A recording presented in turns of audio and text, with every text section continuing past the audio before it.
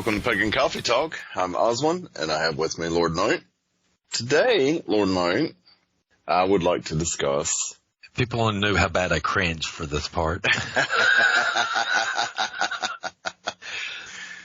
I want to discuss the Wiccan Rede and the Threefold Law. Okay. Well, first of all, let's start with the whole entire concept of, first we got to know where in the hell Wiccan Rede came from. Right. As far as I know, and remember, and from research and Lord Man and all this, that the Wiccan Rede showed up one day, I think, in the 50s or 60s, in a publication called The Green Egg. Yes. I'm not sure exactly what year. And from my understanding, this is the first time anybody has ever seen this. That's my understanding. Lady Sheba and the laws were written sometime, I think, before or during that time. And we're somewhat told we got this from, other sources. Well, anything in craft's always from other sources. If people only understood how long it takes to research stuff in craft. Sometimes. Oh, I know. But, first of all, let's think about it this way. Let's start with the Rede and understanding what in the world it is that we're actually talking about. First of all, the real Rede's what, like 2-3 pages long? Yeah, I think it's about 2 pages. All right. It's more than that. These 8 words. Now, there's stuff in there about the Sabbats, and there's stuff in there about elder be the lady's tree. Right. Burn it not, curse you'll be. Well, I'm sorry, if you've ever burnt elder, you understand what in the world that curse is. Right. Because that shit stinks. Oh, God, yeah. It reeks. But the word Rede, from my understanding, and I could get you to look this up right quick, the definition of Rede means advice, not law.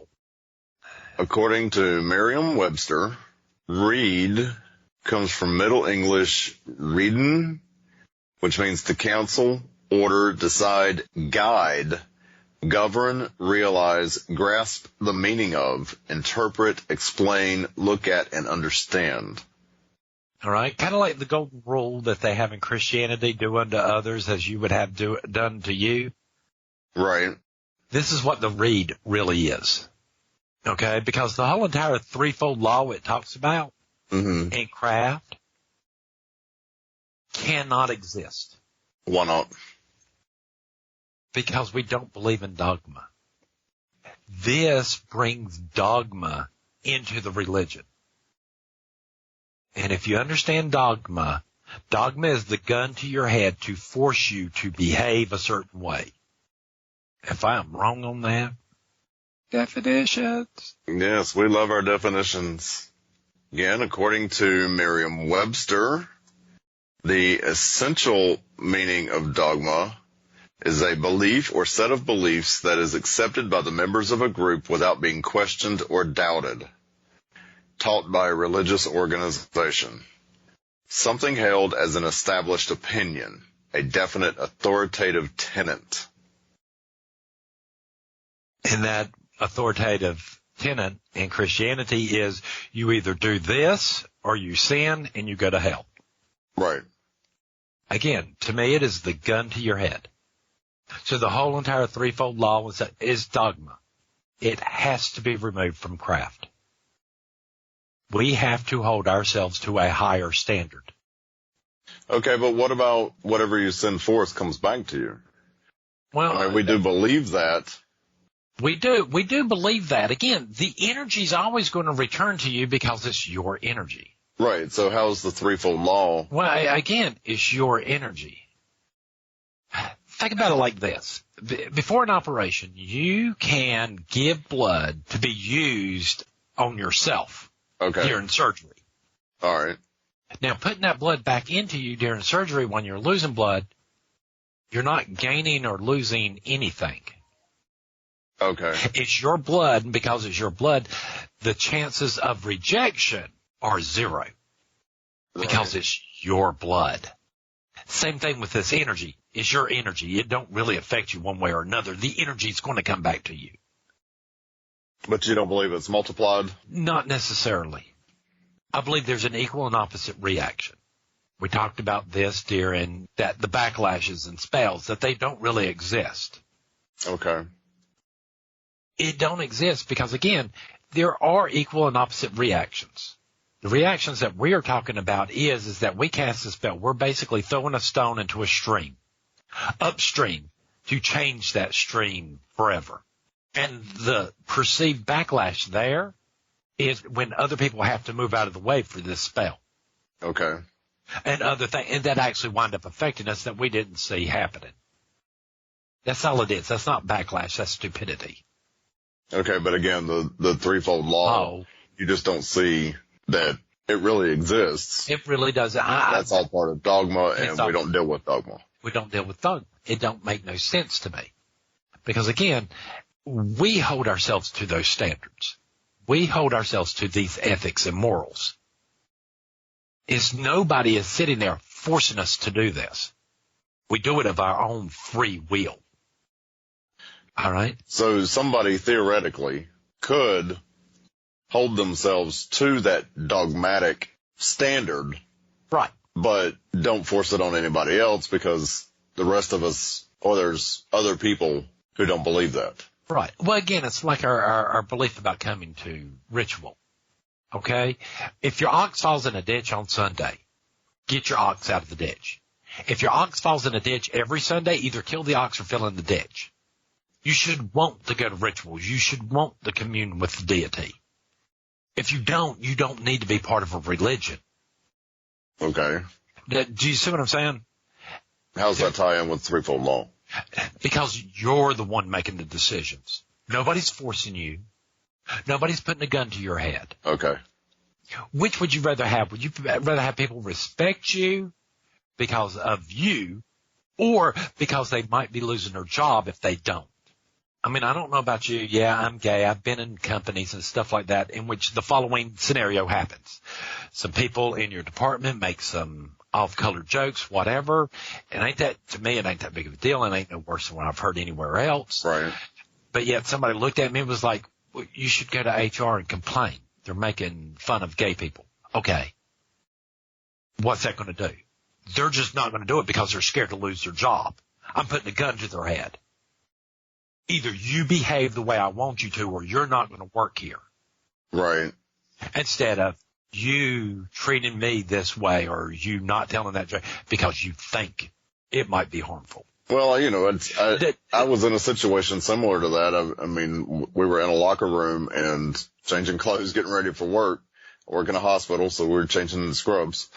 And there was another gay guy and a straight guy, and they had this rapport with each other. And, you know, they made fun of each other all the time. And the straight guy said something could be perceived as offensive to the other guy. And then he realized I was in the locker room. He came to me later and he was like, I didn't offend you when I said that. And I'm like, no. That's a lot to offend me, but I get that. That's that whole dogma. Right. I mean, to me, this is more respectful because he came to you of his own free will. Right, but it's still that dogma that says I could have taken him to HR for that. That's my point, though. Going to HR and forcing him to come to you and apologize versus him actually coming to you and apologizing. Right. There's a difference there to most witches. All right. We want people to do things because they want to. A doctor wanting to, or someone wanting to heal someone. Right. Just to heal them versus, okay, it's your job. You have to do this. Right. Does that make sense? Yeah, I believe that makes perfect sense because even if it is your job as a doctor, you should want to do it. If you don't want to do it, you shouldn't be doing it. Shouldn't be doing it. It baffles my mind. I mean, yeah, I've done some crummy jobs. I used to work in housekeeping for a long time. Mm-hmm. But there was a long time I loved my job. Right. Because I was just doing really weird stuff, all the weird stuff in housekeeping that nobody else wanted to do. I enjoyed it. Right. And it made me good at my job. I mean, I don't feel any less about it or anything like that. And if you don't respect me because I'm not doing my job, that's your problem, not mine. That's your bias. that you need to deal with. Because I think we've gotten off the subject here. But again, we have. it's just an advice. It's just there. And again, the original from the Green Egg said, by the Wiccan laws, plural. All right? Everybody who's took that goddamn ass off needs to be fucking slapped. Right.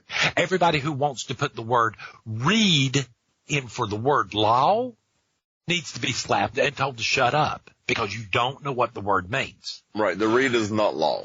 By the Wiccan law, ye must, in perfect love and perfect trust, by the Wiccan laws. It's laws. Right. Lady Sheba, pull them out. And for those who will sit there and go, well, you know what? There's just some stuff in there that's just arcane and no longer needed, so we're not going to follow any of them. Well, you know what? In South Carolina, it's legal for you to go and pull your wife out and smack her around open-handed on Sunday on the court steps. Anybody doing that shit either?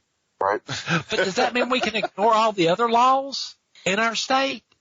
Just because this dumb law's there. Just because you can't have what? You can't use an elephant to plow your fields. Or you can't park your camel on the courtyard steps. Or you can't put a pie in a window. We're not going to follow any of the laws. This is the logic that I see a lot of people use for the Wiccan laws. Oh, some of them are just outrageous, so we're not going to listen to any of them. What the fuck?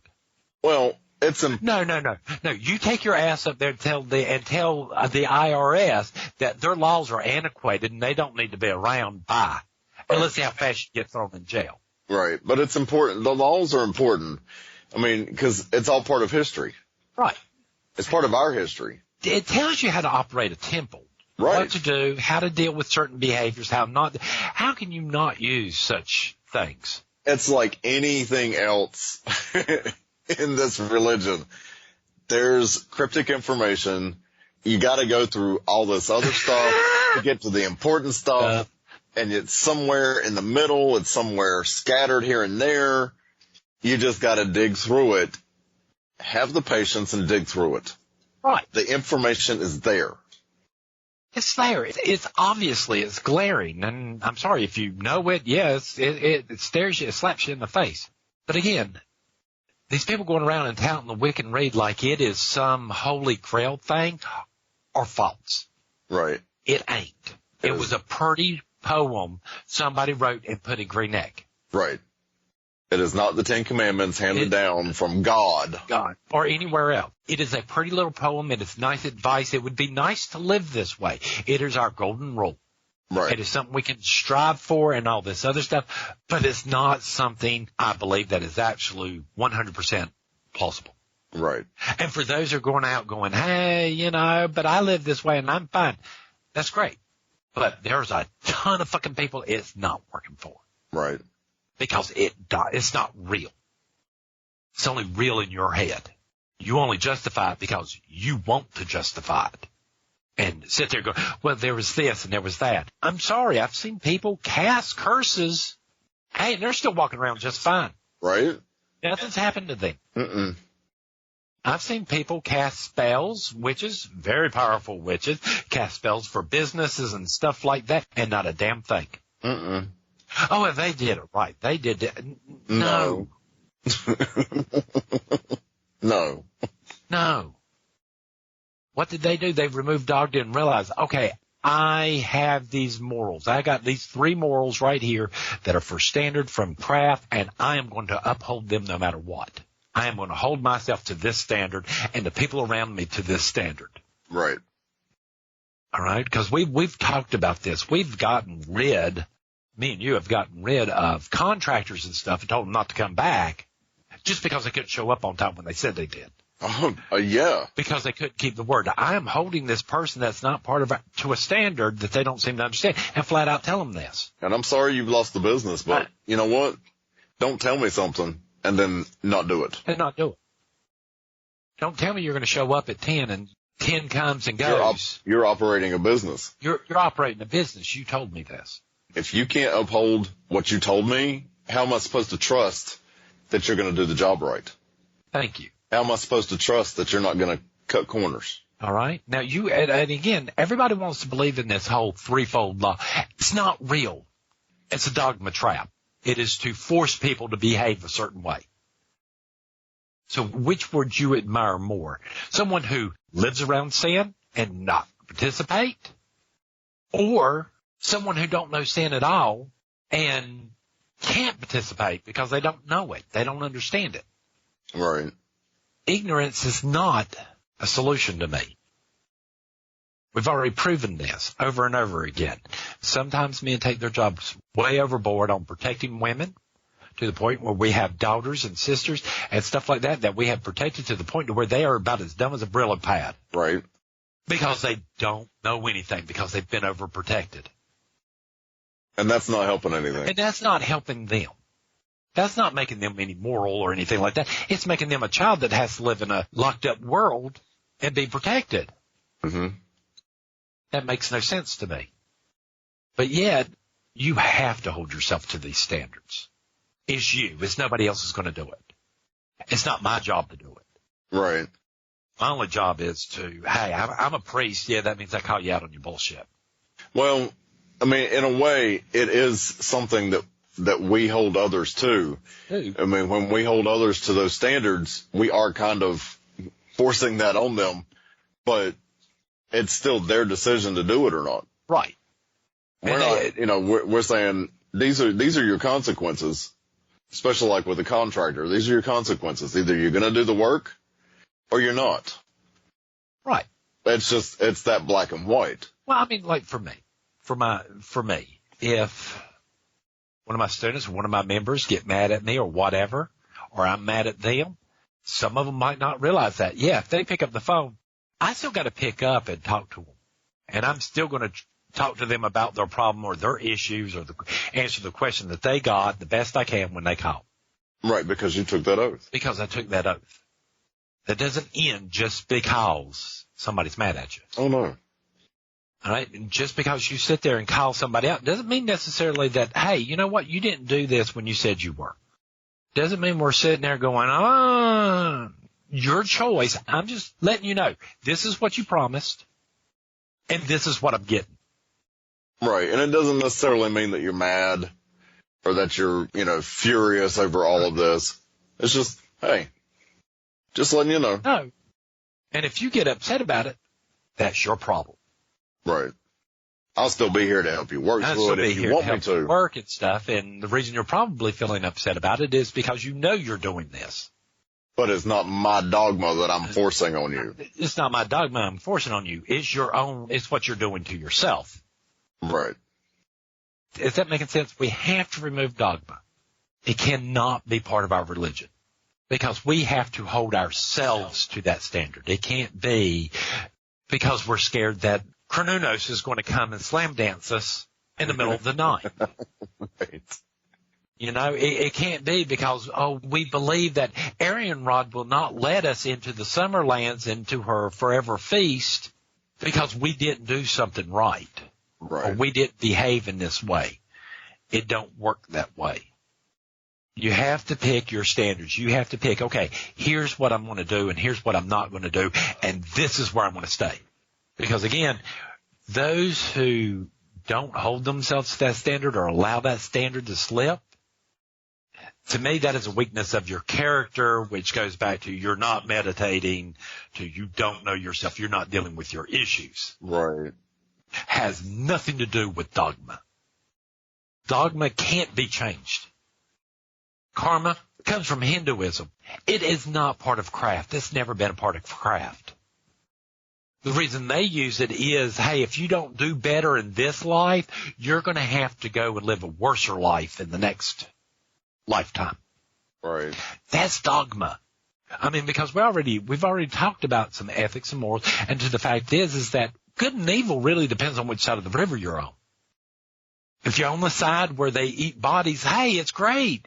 It's ethical. If you're on the side that don't, it's not. Right. But now if you're like most witches and are standing there in the middle of the stream listening to both sides, you're kind of like, I understand why in the world y'all think eating a body is morally okay. And I can understand why y'all think it's not. How about this? Y'all don't eat bodies. Y'all do eat bodies, and shut the fuck up about it already. Right. Because It's not your religion. It's not your belief system. Right. And forcing someone to believe this.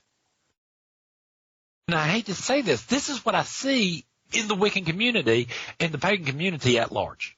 Right. I sit here and watch this. Oh, yeah. You got to do your daily card, and you got to do this, and you got to do that. You got to do this, to the point to where you ain't got shit to do. Like, most people still do not understand. The fact is, guided meditations are doing meditation with training wheels on. Right. It's not needed. Once you've learned what that feeling's like and how to get there, you don't need to do a guided meditation anymore. It's irrelevant. I know a lot of people who came to me and they're like, well, we're still doing this guided meditation, and I go to sit down and meditate. I'm already there. Okay, then just do that. Skip the guided part. Right. Or you get those people, well, I've been doing this guided meditation for 6 months, and I just don't feel like I'm getting anywhere. Take the training wheels off. Take the training wheels off. You're following that meditation. Once you know, and you're not doing your thing. You're not dealing with your stuff. Issue. No, you're listening to what in the world somebody's rambling on about symbols and your inner power. Right. That does no creativity for you. Right. That's somebody else's creativity. And that's somebody telling you what to visualize, when to visualize it. What to visualize. That's theirs. Not yours. Not yours. And this is what I keep on seeing a lot over and over and over again and it's upsetting me to the point to where, people need to stop. This is supposed to be about spirituality, not if you can cast the goddamn fucking spell. Right. Not that you can get what in the world you want out of this and fuck everybody else. But no. We got people trying to curse moons and do bottles and all this other stuff. And don't want to worship the gods in sacred space. They want to go off and do other stuff and put up 50,000 videos of freaking card fucking readings. If a fucking witch cannot predict the fucking future, you need to stop what in the world you're doing right now and back up a hell of a lot. Right. Because my first degrees can do this shit. Piece of cake. Right. Most traditionalists I know can do this piece of cake. I don't know what the hell these Wiccans are doing to where in the world they have to have a fucking card reading every goddamn day. Yeah, it's not going to change that much. It's not going to change anything. And the majority of them are so generalized, hell, they could just be anybody. Or, you've also got those that are, they do all the unboxings and it's like, what are you doing? What are you doing? This has nothing to do with spirituality. This has nothing to do with religion. Well, no, first of all, you're spending money on crystals and herbs, and you should be in your fucking backyard working with those herbs. Right. So you can get those for free. And how many crystals do you really need? Some people have become, don't get me wrong. Crystals have certain powers and certain material to them, but they ain't all that in a bag of chips. No, they're not.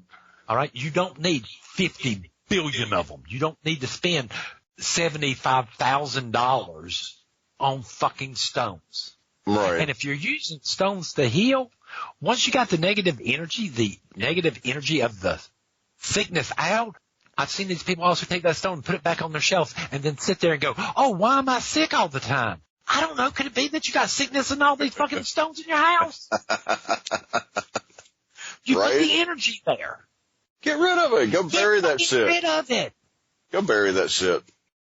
All right. Oh, I understand you spent $100 on this crystal and you don't want to throw it away, but you want to use it to heal these people, but it's making you sick, you dumbass. No. Really? You know what? If you're going to do that, that's fine, but you need to find a way to cleanse it. You need to find a way to get rid of that energy that's in that crystal. Because this energy don't work like it does for these possessed items or these items that have negative.